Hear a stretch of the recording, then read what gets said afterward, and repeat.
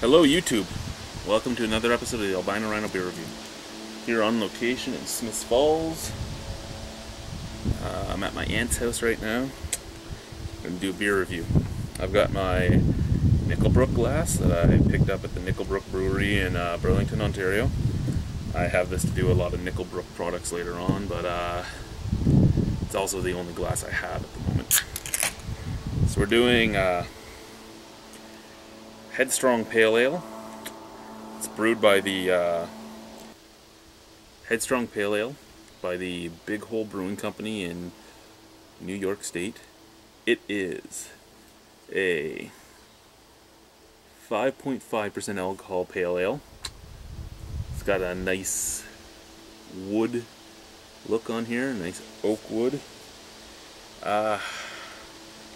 It is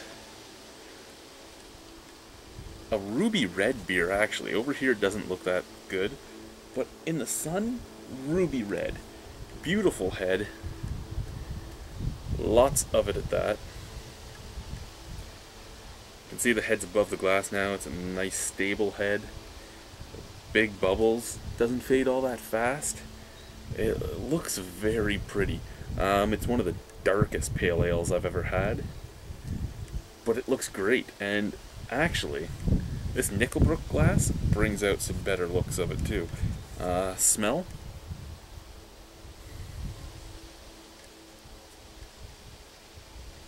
Very piney, very strong on the cedar. Very, very, very hoppy. Actually, the smell just reminds me of outdoors in general. Very hoppy, very bitter, very floral, very piney, very cedary. There's something sweet in it, which kind of makes it smell like...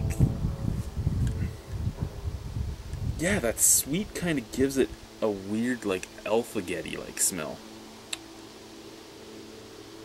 Not hugely like it, but just like that tomato sauce you get in your canned pastas and everything. It doesn't smell bad. I really like the outdoor flavors on the nose. The sweet, I don't like so much, but hey, we can live with it.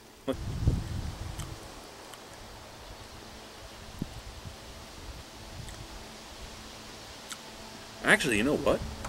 The smell made me fear that this was going to be a huge hop bomb. It really isn't.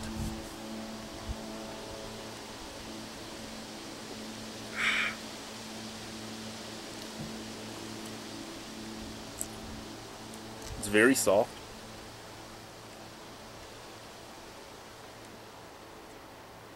It's somewhere in between light and medium bodied in general, though. It fills your mouth up and creamier than a light bodied beer, but it's not quite heavy enough or complex enough for a medium bodied. I really love that lacing. That's beautiful.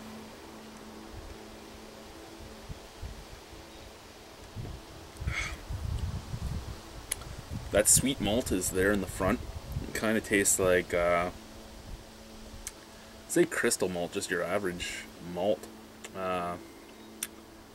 As it crosses your tongue, all those scents that were on the nose are there in flavor. You get yourself some cedariness. You get yourself some cedar on the palate. You get yourself some pine on the palate. You get yourself a bit of floralness on the palate, but the bitterness for the hops are what's there the most. The bitterness comes up your throat at the end. It's there mostly for the finish, where the piney, cedary, floral flavors are there on the end, but not the finish. This is actually a very drinkable pale. I really, really like this. As most of you know, I'm not a huge pale fan.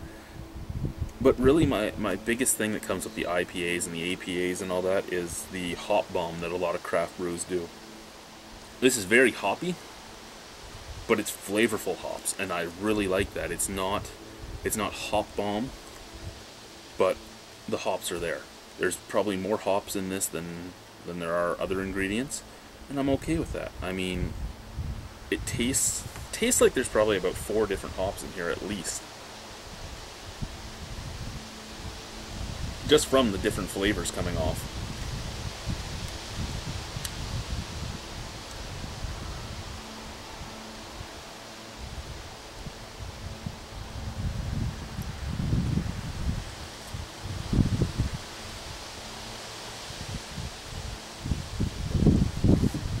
But it is very drinkable. I could easily see myself drinking this again. I could easily see this being a beer that's liked by both people that don't like IPAs and people that do. So really, it's a good beer to try. If you guys haven't had this, it would be great to try. And if you have, you might like it, you might not, who knows. But I'm going to give Headstrong Pale Ale from the Big Hole Brewing Company in New York a 7.5 out of 10. I really like it. Thank you for watching the Albino Rhino beer review. Sorry about the